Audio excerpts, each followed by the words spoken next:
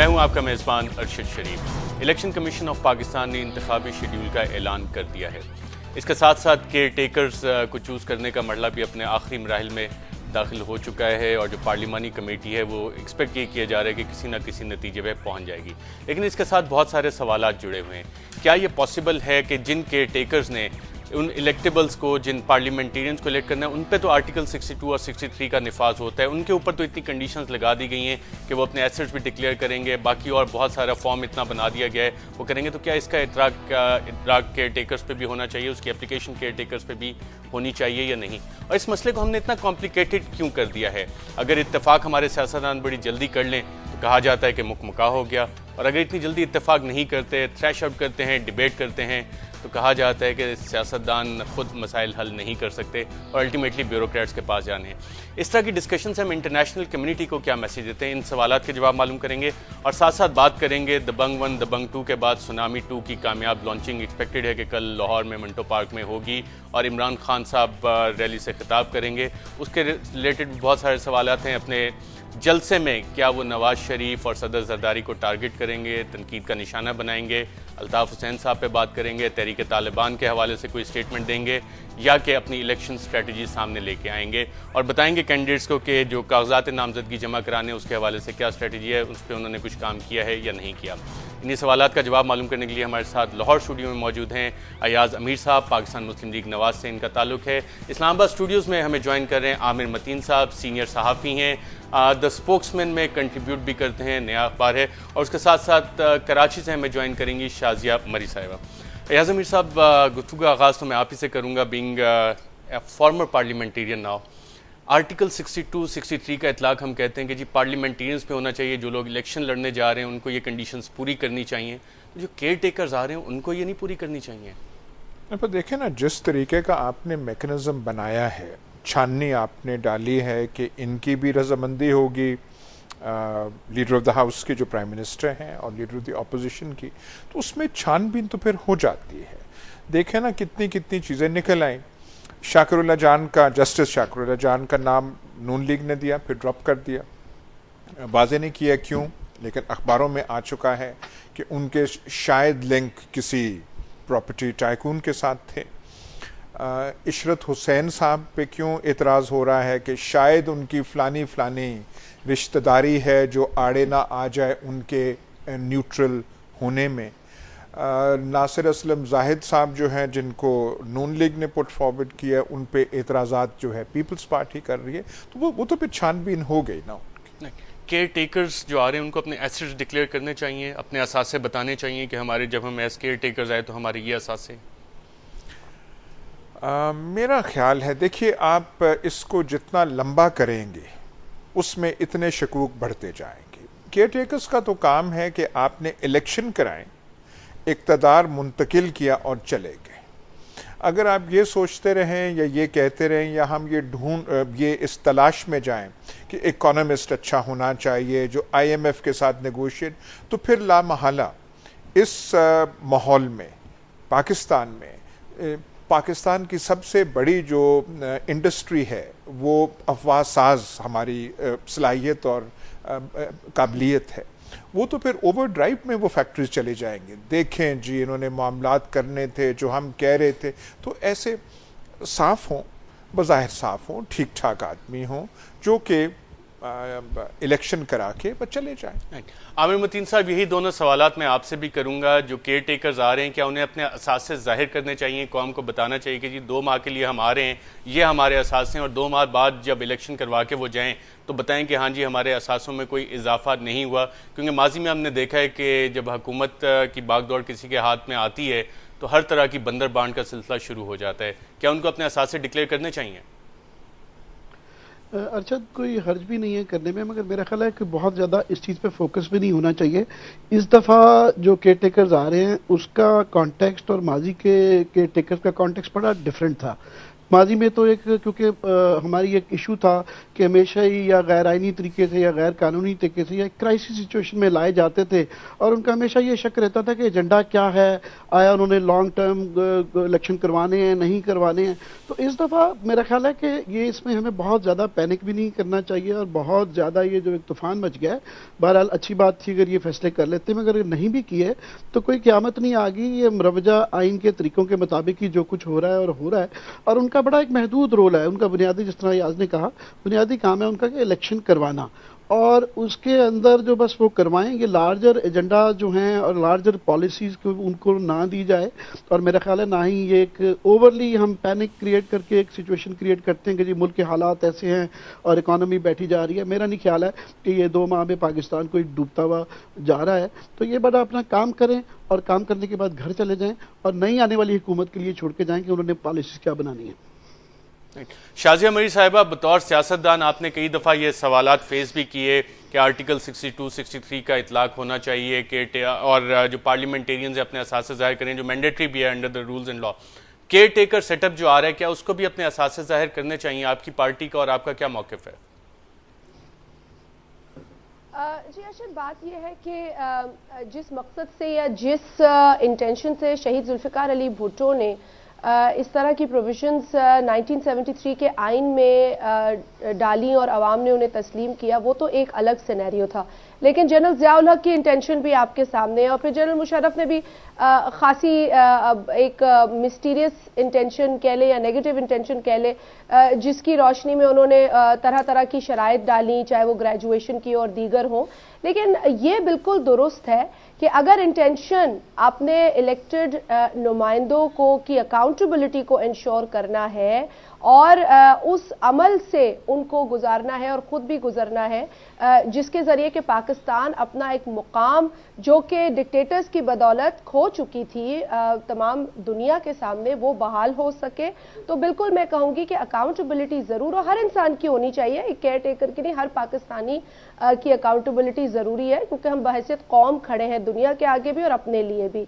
लेकिन care taker के हवाले से कोई ऐसा प्रोसेस है या नहीं है, वो आईनी तकाजा है, आईनी तकाजे को देखना पड़ेगा। उनका जो मैंडेट है वो बड़ा मुख्तसर है कि जनरल इलेक्शंस उन्होंने होल्ड कराने हैं, फ्री फेयर ट्रांसपेरेंट इलेक्शन की जो जिम्मेदारी आज़ाद इलेक्शन कमीशन को आज पाकिस्तान में मुयस्सर है, वो इससे पहले नहीं थी।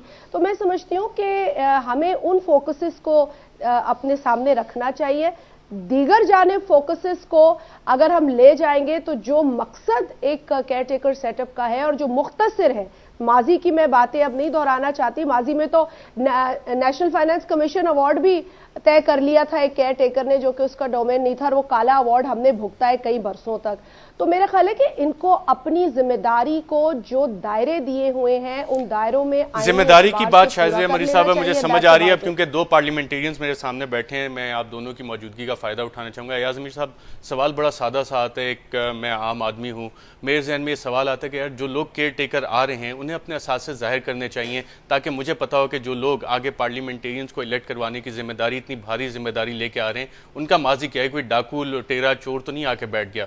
अगर वो ट्रांसपेरेंसी जिसका कि हम हर वक्त ढोल पीटते रहते हैं उसका नारा बुलंद करते हैं, तो इनके लिए क्या जायका है कि हम करते हैं? देखिए, पर ये जो चेक एंड बैलेंस है government and the former opposition वो एक कर रही है, मेरे ख्याल वो तसल्ली बख्श फॉर्मूला है। और जैसे हम, मेरे ख्याल यहाँ पे कंसेंसस भी आपकी डिस्कशन में है कि यहीं तक ही महदूद करना चाहिए। अकाउंटेबल कौन? यहाँ तो पाकिस्तान में आप ये सारी भूल भलियाँ हैं।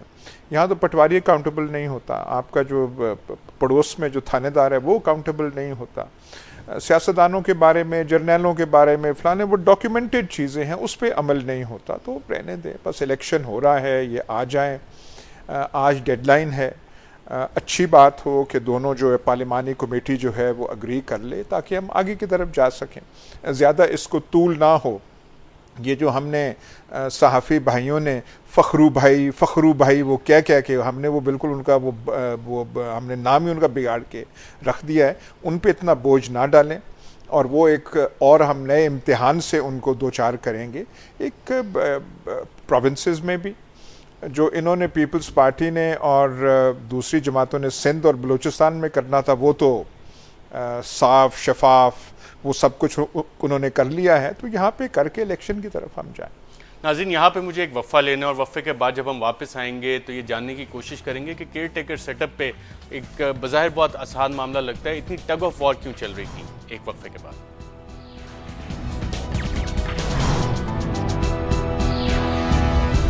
वेलकम बैक नाज़रीन। चूँकि हमारी कौम का पहले ऐसा एक्सपीरियंस है कि हम एक जमहूरी दौर से दूसरे जमहूरी दौर में दाखिल हो रहे हैं और केयर टेकर सेटअप एक इलेक्टेड गवर्नमेंट की ट्रांजिशन के बाद बन रहा है, सियासतदान खुद बना रहे हैं, तो इसमें बहुत सारे सवालात उठते हैं। कुछ लोगों को ख़तरात भी इसमें बहुत सारे लायक हैं। आखिर इसमें इतनी कंट्रोवर्सी क्यों हुई है? क्या रीजन में ऐसे एग्जांपल्स हैं जहाँ पे इस तरह के लंबे सेशंस हो रहे हैं और उसके बाद भी कौम बैठ के देख रही हो कि क्या फ़ैसला होता है? आमिर मतीन साहब, केयर टेकर्स के हवाले से ख़तरात क्या लायक हैं इस वक्त मुल्क को? अच्छा, मेरे ख्याल खतरात इतने लाख नहीं हैं जितना कि हमारे अपने अंदेशे हैं और जिसका एक माजी है। क्योंकि मैंने जैसे अर्ज़ कर रहा था कि माजी में हमारे यहाँ इस तरह के सेटअप्स को मिसयूज़ किया गया, लंबी अकाउंटेबिलिटी की बातें की हैं और अभी भी इस तरह के लोगों को खदशात रहते हैं कि शायद इसके पीछे कोई साजिश ना हो। वरना तो ये केयर टेकर जिस तरह के हमारा ये किया गया है, इसका हैयत ही जो है दुनिया भर में ऐसे जमहूरी मुल्कों में होता ही नहीं है। नॉर्मली भारत में देख लें या बाकी और मुल्कों में देख लें, जो हुकूमत होती है उस पर एतबार किया जाता है कि जनाब यही इलेक्शन भी करवा लेगी। तो इस तरह की ये जो केयर टेकर का सेटअप रखा गया है, उसके पीछे यही तहफ़्फ़ुज़ात और यही गैर एतबारी और यही जो है एक जो डिस्ट्रस्ट है between our political elite, political parties और बाकी ये रखा गया है। चलें, अब रख दिया गया है तो मेरा ख्याल है ये बहुत ज़्यादा हम इस पे जो पैनिक निकाल दें कि पता नहीं क्या क़यामत आ जाएगी। ठीक है, कुछ जल्दी हो जाता तो अच्छी बात थी, देर भी लग रही है तो कोई गैर आईनी बात नहीं होती। ये तरीके बनाए गए हैं, मैं समझता हूँ कि इसको थोड़ा सा रिलैक्स कर देना चाहिए। और दूसरा, मैं इसलिए भी ये कहना चाह रहा हूँ कि इस वक्त जो केयर टेकर का रोल बहुत महदूद है। उनका बुनियादी काम है कि वो इलेक्शन कमीशन को फैसिलिटेट करें कि वो अच्छा फेयर इलेक्शन हो सके। उनके ऊपर चेक्स हैं इस दफ़ा। इलेक्शन कमीशन है, उसके बाद एक बड़ा ही वाइब्रेंट मीडिया है, उसके बाद जुडिशरी है, दूसरे बाद सबसे ज़्यादा पब्लिक अवेयरनेस है। हर जगह पे कैमरे लगे होंगे। तो मेरा नहीं ख्याल है कि इसमें कोई अंदेशों की इतने खदशात होने चाहिए और ऐसा कोई गलत होने जा रहा है। और ठीक है, हर कोई अपने कैंडिडेट लाना चाह रहा है, मगर जो भी कैंडिडेट आए हैं और 19-20 का ही फ़र्क पड़ेगा क्योंकि उनका रोल बड़ा महदूद है। कोई इससे फ़र्क ज़्यादा नहीं पड़ने लगा कि इशर साहब आ जाएंगे या नासिर साहब आ जाएंगे या कोई और साहब आ जाएंगे। तो ये कोई ऐसी क़यामत नहीं आई जा रही। मेरा ख्याल है इससे बड़ी जल्दी जान छुड़ा के हमें आगे मूव ऑन करना चाहिए। इलेक्शन पे बात होनी चाहिए, इश्यूज़ पे बात होनी चाहिए और इसको बस ख़त्म कर देना चाहिए। शाज़िया मीर साहिबा, अगर बज़ाहिर इतना ही आसान काम है तो फिर ये इतनी लंबी डिस्कशंस क्यों चल रही हैं इस मामले पे?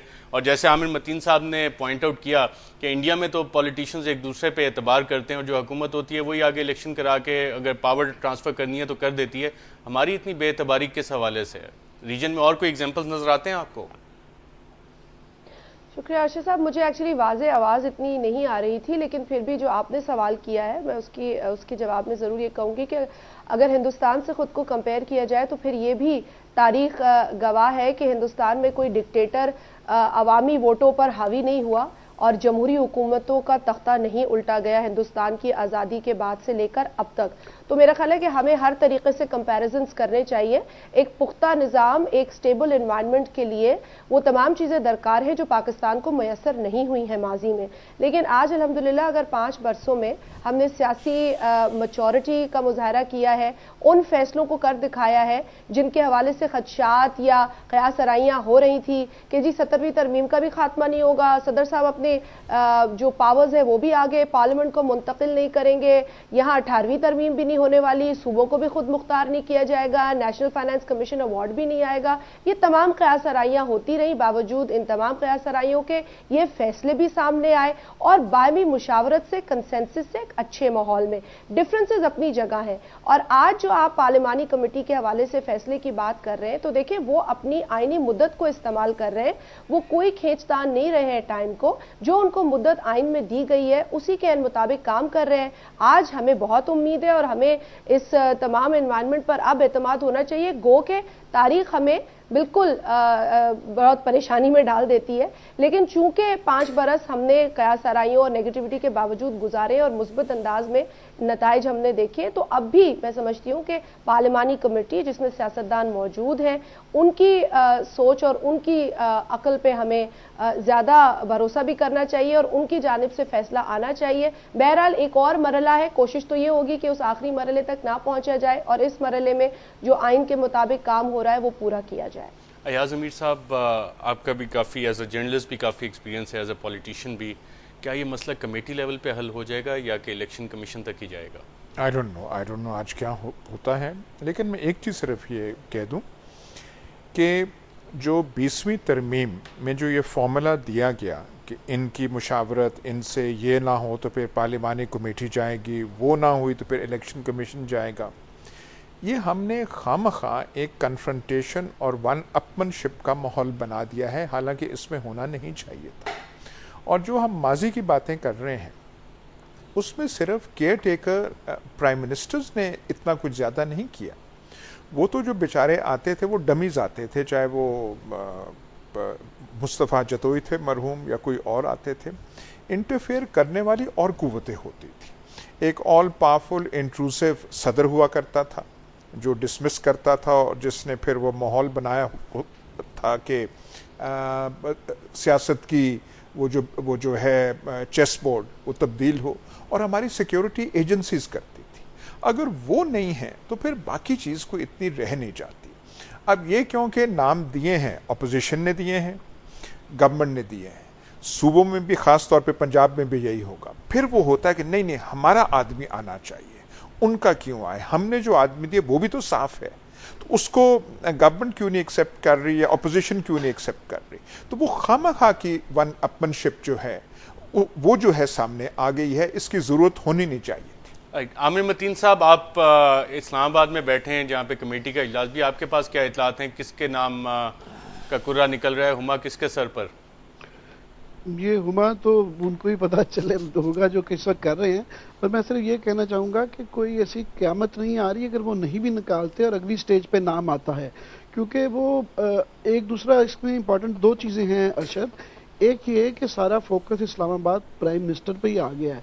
मेरा ख्याल है प्राइम मिनिस्टर का रोल इस दफ़ा कम है, बल्कि सूबों में चीफ मिनिस्टर के जो केयर टेकर लोग आएंगे उनका रोल ज़्यादा है, क्योंकि जो सबसे इंपॉर्टेंट चीज़ है इस वक्त यहाँ पे इंतखाबात, और इंतखाबात में सूबों के अंदर पावर ज़्यादा है और सबसे ज़्यादा उनकी ये जो पावर है ट्रांसफ़र और पोस्टिंग की, उस पे पार्टीज़ के तहफ़्फ़ुज़ात हैं। और मेरा ख्याल है मगर उसके लिए इलेक्शन कमीशन ज़ाहिर है कोई ना कोई पॉलिसी बना देंगे और वो वज़ा कर देंगे कि जनाब ये इलेक्शन से पहले एक पूरी रीशफल होगी एडमिनिस्ट्रेशन की और उसके के असूल बन जाएंगे कि जिनकी बुनियाद पे वो ये तय पाएगा, बजाय इसके कि उन अफराद के हाथ में पिक एंड चूज़ करने की ताकत दी जाए कि अपनी मर्जी के DPO और DCOs लगाएं, तो वो खदशात भी दूर हो जाएंगे।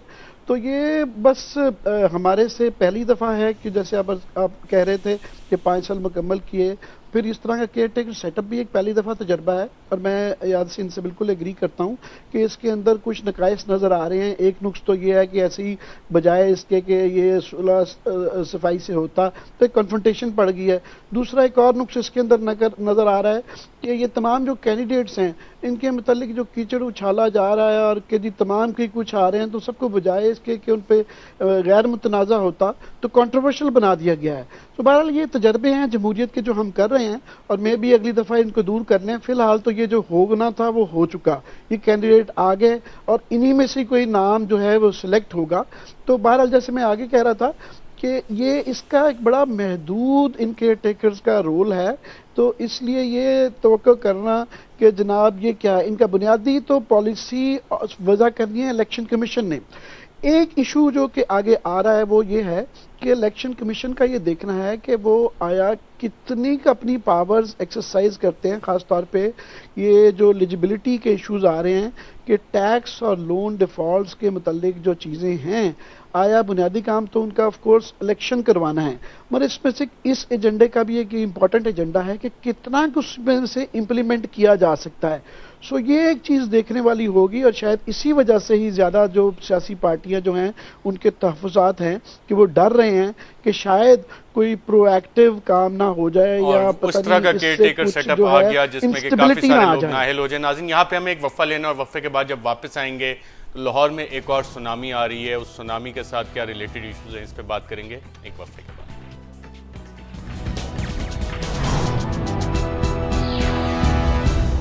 वेलकम बैक नाज़रीन। सुनामी 1 की कामयाबी के बाद अब लाहौर में सुनामी पार्ट 2 आने वाला है। इस हवाले से पहले तो मैं शाज़िया मरीज़ साहिबा से जानूंगा कि इसको, शाज़िया मरीज़ साहिबा, बहुत से लोग कह रहे हैं कि ये पानीपत की तीसरी जंग है। क्या इस पानीपत की तीसरी जंग जो कि लाहौर में हो रही है, इसका सिंध पे भी कोई असर होगा?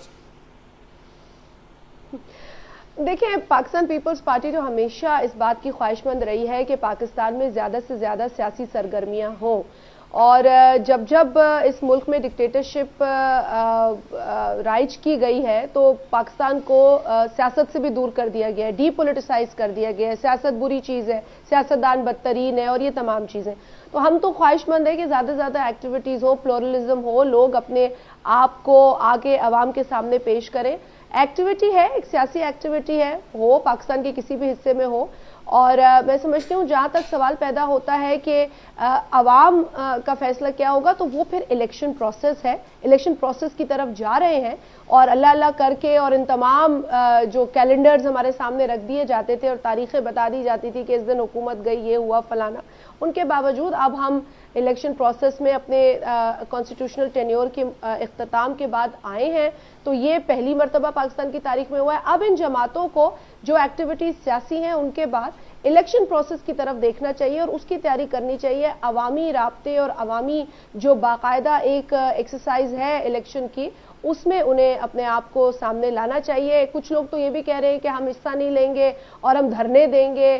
तो देखिए, इलेक्शन प्रोसेस का बॉयकॉट और इलेक्शन में ना आना, ये मैं नहीं समझती कि कोई जमहूरी अमल है। जमहूरी अमल यही है कि आप इलेक्शन का हिस्सा बने और उसमें अवाम की राय को तरजीह दे कि अवाम क्या। लेकिन सुनामी का सिंध में कोई असर नहीं पड़ रहा। सुनामी का वैसे तो असर बुरा ही होता है जहां भी सुनामी आए, अल्लाह ना करे, लेकिन मैं नहीं समझती कि कहीं पर किसी की पॉलिटिकल एक्टिविटी से असर पड़ेगा। जो असर पड़ना है वो इलेक्शन के रिजल्ट से पड़ना है और उसके हम मुंतजिर हैं। बहुत इंटरेस्टिंग पॉइंट आपने उठाया। आमिर मतीन साहब, द स्पोक्समैन में आपने आर्टिकल लिखा, उसका टाइटल ये है कि PTI rally matters not just the size. तो शाज़िया मरीज़ साहब तो कह रही हैं सिर्फ इलेक्शन पे फर्क पड़ेगा और वो फाइनल वोटिंग जिस तरह वक्त लोग करेंगे उससे तो जितने बड़े आप मर्जी जलसे करते जाएं उससे तो कोई फर्क नहीं पड़ता। तो आप इस पे क्या कहेंगे? मैं ये कहूँगा कि इन दोनों चीज़ों में कोई इतना ज़्यादा तजाद नहीं है, मगर बहरहाल ये एक अच्छी चीज़ है कि इससे मेरा ख्याल बाकायदा इलेक्शन का आगाज़ हो जाएगा। जब से ये शेड्यूल थोड़ा सा शुरू हुआ है तो ये एक पहला बड़ा जलसा होगा, तो अच्छी इब्तिदा है उस सेंस में कि ये सारी बहस जो हम कर रहे हैं कि प्राइम मिनिस्टर कौन आ रहा है, चीफ मिनिस्टर के टेकर कौन आ रहा है, तो इससे हट के हम ज़रा इश्यूज़ पे, पॉलिटिकल पार्टीज़ पे और रैलीज़ के ऊपर जाएंगे। तो ये ख़ास तौर पे बहुत ही अहम मैं समझता हूँ कि ये जलसा है, क्योंकि पाकिस्तान में समहाउ अनफॉर्चुनेटली पिछले चंद महीनों और सालों से एक ट्रेंड चल गया है कि सारी अवाम इतनी वल्नरेबल है कि बड़े जलसों से बहुत जल्दी स्वे कर जाती है। इमरान खान साहब की अपनी मिसाल है कि वो 15 साल से पॉलिटिक्स कर रहे थे और उन्होंने कोई नई बात नहीं की थी, कोई नई चीज़ नहीं की थी, सिर्फ एक बड़ा जलसा किया तो 15 साल में ओवरनाइट वो इतने बड़े कदावर शख्स बन गए और उनकी पार्टी जो है पाकिस्तान की तीसरी बड़ी पार्टी बन गई। हालांकि इलेक्शन में उसका नतीजा नहीं आया था, मगर लोग एज्यूम करते हैं कि जनाब ये अब तीसरी बड़ी पार्टी बन चुकी है। तो उसके बाद से हमने बाकी बड़े भी जलसे देखे, कादरी साहब का भी और कुछ नहीं था, सिर्फ एक बड़ा जलसा किया था। तो जलसों की हमारे यहाँ एक बन गई है, ट्रेडिशन बनती जा रही है कि बड़े जलसे से लोग बड़ा इन्फ्लुएंस हो रहे हैं। तो इसमें देखना ये होगा ख़ासतौर पे पीटीआई की सूरत में, क्योंकि दरमियान में हमारी जो पॉलिटिक्स थी वो बड़ी कुछ अरसे से वो इलेक्टेबल्स की जिसे पॉलिटिक्स कहते हैं उस तरफ जाती जा रही थी कि लोगों की कोशिश थी कि जनाब एक जोड़ तोड़ बंदर बांट, कोई किसी पार्टी में भी है, कोई असूल नहीं है, किसी किस्म का कोई मोरालिटी नज़रियात कोई कुछ नहीं था और तमाम पार्टीज एक दूसरे के बड़े लोग तोड़ रहे थे। वो लोग जिनका उनके ख्याल में वोट बैंक है और अपने इलाके में अपनी बरादरी की वजह से या अपने पैसे की वजह से या अपने जोर की वजह से वो एक ताकत रखते हैं। तो पॉलिटिक्स उस तरफ चली गई थी और उसमें सारी ही पार्टीज इन्वॉल्व थी। तो उस सूरत में मैं ये समझता हूं कि पीपल्स पार्टी और नवाज शरीफ साहब की जो पार्टी है ये तो इस काम में थी, इवन पीटीआई भी उसमें जा चुकी थी। तो उसमें जाके ये बड़े वल्नरेबल हैं, क्योंकि अगर हैवी वेट्स की पॉलिटिक्स होनी है और इलेक्टेबल्स की पॉलिटिक्स होनी है तो पीटीआई के पास उतने इलेक्टेबल्स नहीं हैं।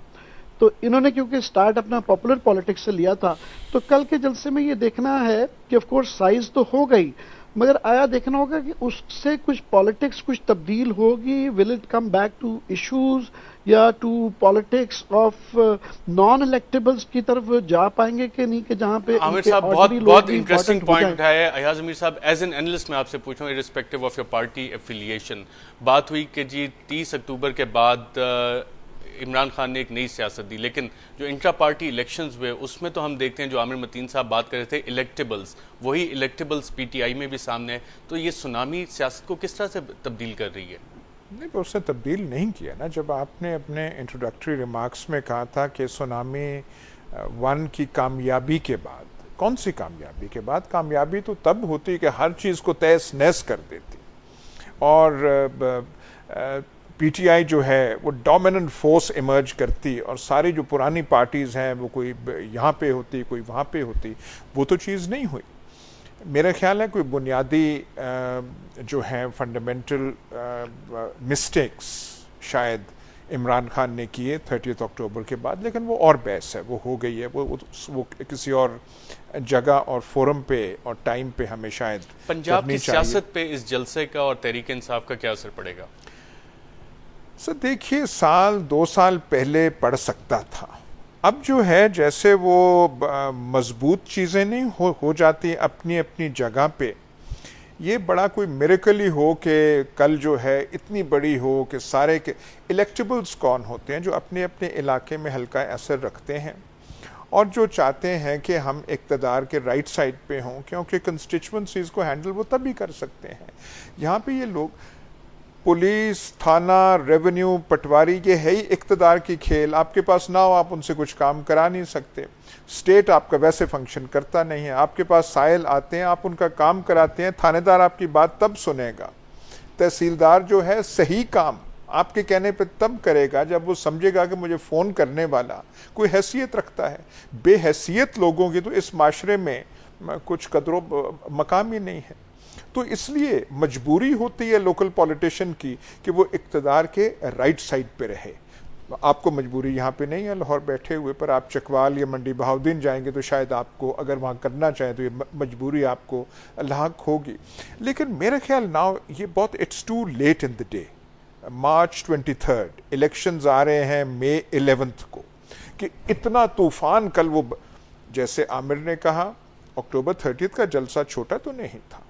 कहा कि जी वो मीनारे पाकिस्तान जो है ग्राउंड भरती नहीं है, उन्होंने भर दिया। लेकिन ताहिरुल कादरी साहब का जलसा तो वो सब लोग कह रहे थे कि इमरान खान के जलसे से भी बड़ा था। तो वो बात तो मेरे ख्याल नहीं है। इसका जो इम्पैक्ट अगर होगा भी, शायद उनकी जो लोग हैं उनका मोराल और हौसला जो है बरकरार रहे कि नहीं नहीं खान साहब अब भी हैं, ये है। वो जो मीडिया में आता था कि वो अक्टूबर 30 के बाद नीचे आ गए हैं, वो ऐसी बात नहीं है, हम वहाँ पे, मेरे ख्याल शायद ये इफ़ेक्ट हो। लेकिन ये कि हर चीज़ जो है बिखर जाएगी, तूफ़ान ऐसा आएगा कि समुंदर की वो जो लहरें हैं हर कुछ उड़ा के ले जाएंगी और लोग कहेंगे हाय हमने गलती कर दी, नून लीग के पास आए, हमें तो यहाँ जाना चाहिए। मेरे ख्याल ये बात नहीं है। नाज़रीन, यहाँ पे हमें एक वक्फा लेने और वक्फे के बाद जब वापस आएंगे तो सुनामी पार्ट 2 पे अपनी गुफ्तगू का सिलसिला जारी रखेंगे।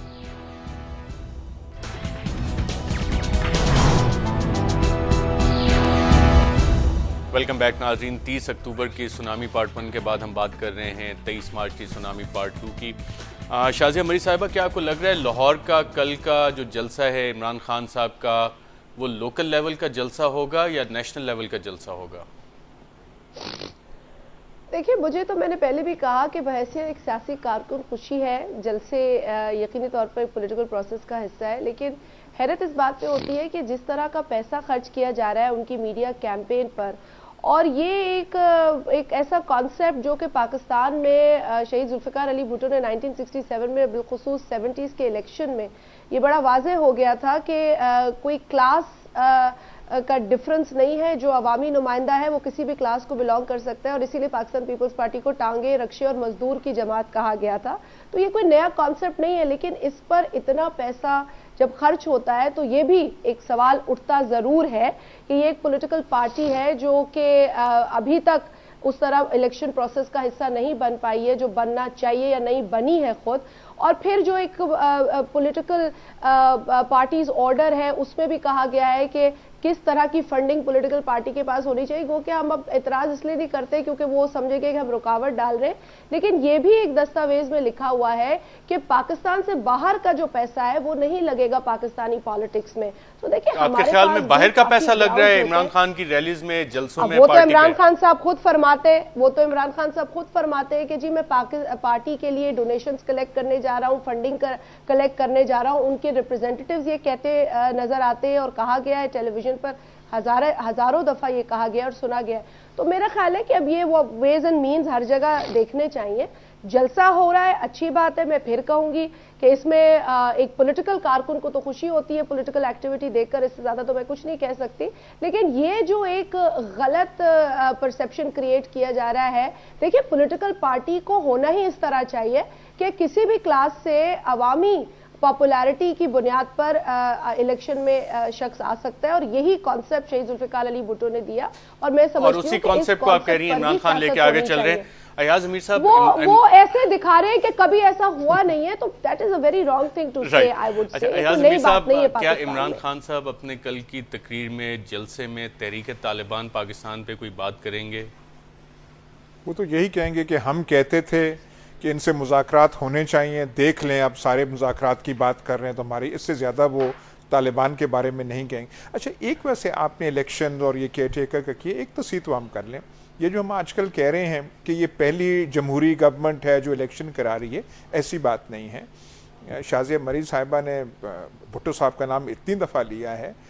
पहली जमहूरी हुकूमत जिसने इलेक्शन कराए थे वो भुट्टो साहब की हुकूमत थी। उन्होंने इलेक्शंस कॉल किए थे, वो इलेक्शंस करवाए ऐसे थे कि उससे माहौल ऐसा पैदा हुआ, उसमें असबाब ऐसे पैदा हुए कि जो नताइज निकले वो फिर कौम ने उसको खुमियाजा जो है भुगता। हमने 11 साल भुगता उस इलेक्शन कराने के और तरीकाकार से। तो ये शायद दूसरे डेमोक्रेटिक इलेक्शंस हैं पाकिस्तान की तारीख में, ना कि पहले। Correction of record in history. काश जो है हमें वो पहले जो डेमोक्रेटिक इलेक्शन थे उसका नताइज हमें ना देखने पड़े, ये हमें दुआ करना चाहिए। आमिर मतीन साहब, मैं थोड़ा सा इसमें एक ऐड कर दूं अयाज अमीर साहब की बात में कि ये बिल्कुल पहली वो जमहूरी हुकूमत है जिसने 5 बरस मुकम्मल किए और वाकईतन एक ट्रांजिशन हम देख रहे हैं जमहूरी। और जो डिफरेंस है, बिल्कुल आपकी बात दुरुस्त है कि शहीद जुल्फिकार अली भुट्टो ने जमहूरियत को मजबूत किया पाकिस्तान में, लेकिन वो जो उनका टेन्योर था, 4 years he served as the Prime Minister, 1 year it was the President। वो अब उन्होंने 1 साल एक्सटेंशन वो ले सकते थे बहैसियत प्राइम मिनिस्टर क्योंकि 5 साल की टर्म पूरी नहीं हुई थी, लेकिन फिर भी भुट्टो साहब went for election. So I just wanted to straight. Aamir Mateen साहब, इमरान खान साहब अपने जलसे में क्या तहरीक तालिबान पे बात करेंगे, मिसिंग पर्सनस पे बात करेंगे, या कि आसिफ अली जरदारी साहब और नवाज शरीफ साहब को तनकीद का निशाना बनाएंगे? ये इमरान खान जो बात करेंगे इसका तो इमरान खान को पता होगा, मैं कैसे कह सकता हूँ कि वो क्या बात करेंगे। मगर अगर वो तालिबान वाला इशू पे अगर बात करेंगे तो मैं यहाँ से एग्री करता हूँ कि वो ये कहेंगे और मेरा हक बजानब भी होंगे ये कहने में कि जनाब सारे पाकिस्तान में उन पर ये तनकीद की जा रही थी कि ये तालिबान के हक में है, और बाद में तमाम APCs के अंदर यही कहा गया कि इनसे बात करें। तो ये एक तो इशू है। पर मैं ये जरूर कहूँगा कि इसकी जो अहमियत है कल की, वो पहला तो ये कि पहला बड़ा जलसा हो रहा है, तो इससे बाकायदा इलेक्शन कैंपेन का तमाम पॉलिटिकल पार्टीज का आगाज हो जाएगा। दूसरी मेरा ख्याल है इसकी इम्पोर्टेंस ये है कि ये एक ऐसे तनाजुर में हो रहा है कि इसमें मेरा ख्याल है अब में और इलेक्शन वाले दिन में काफ़ी तब्दीलियां आएंगी। मैं ये एग्री नहीं करता हूँ कि ये जो भी ऊँट जिस करवट बैठना था वो बैठ चुका है और ऐसे ही रहेगा। मेरा ख्याल है कि यहाँ बहुत बहस होगी, बहुत मीडिया के ऊपर तनकीद होगी, बहुत पब्लिक इन्वॉल्वमेंट होगी, और उससे भी शायद बड़े उतार चढ़ाव आएँ। ये इसकी एक्सटेंट क्या होगी, ये मेरा ख्याल कल के जलसे के बाद शायद हम कुछ कहने के काबिल हों कि ये पहला एक इंडिकेटर होगा जिसमें अर्ली इंडिकेशंस जो हैं आपको थोड़ी सी समझ आना शुरू हो जाएंगी कि शायद माहौल इस तरफ जा रहा है।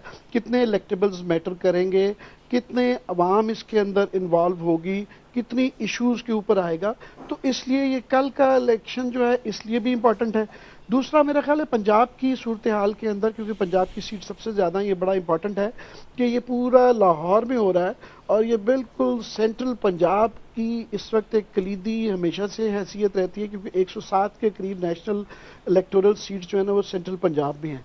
सो अटक और आप खानेवाल कह लें, तो इस दौरान में दरमियान में इस एरिया में एक ट्रेंड्स, जो अर्ली ट्रेंड्स असल में तो पता चलेगा जब नॉमिनेशन पेपर्स आएंगे, ये बहसें आगे जाएंगी तो फिर क्लियर होगा कि ट्रेंड सेटर होगा up to the elections. Aamir मगर मतीन साहब, एक अर्ली ट्रेंड नजर आ रहा है कि MLN की इस पूरी बेल्ट में काफी बेहतर हालात हैं और पीपल्स पार्टी उसको एक इफेक्टिव चैलेंज के तौर पे सामने आता है, नहीं आता। आमिर मतीन साहब, याज अमीर साहब और शाजी अमीर साहब साहिबा, आप सबका प्रोग्राम में शिरकत का शुक्रिया।